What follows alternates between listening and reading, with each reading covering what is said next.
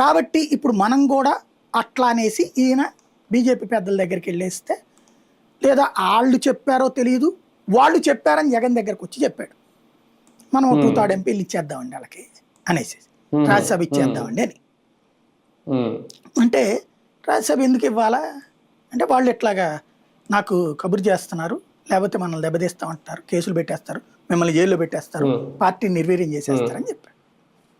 అంటే ఈయన జగన్ భయపడిపోతాడంటే, జగన్ వాళ్ళతో ర్యాపో మెయింటైన్ చేయడానికి ఈయన వాడారు కాబట్టి ఆయన ఇన్ఫర్మేషన్ ఈయనకి తీసుకొచ్చి ఇచ్చిన పాయింట్ అదనమాట. సెంట్రల్లో చెప్పారు. జగన్ ఏమంటాడు, అన్నా నీకు అప్పచెప్పాను నేను సెంట్రల్తో ర్యాపో. ఇప్పుడు మన 5 ఏళ్లలో, గత 5 ఏళ్లలో అయితే సెంట్రల్తో మనకేం అవసరం లేదు కదా. మనం వాళ్ళు అడిగిన ప్రతి బిల్లుకి మద్దతు ఇచ్చాం కదా.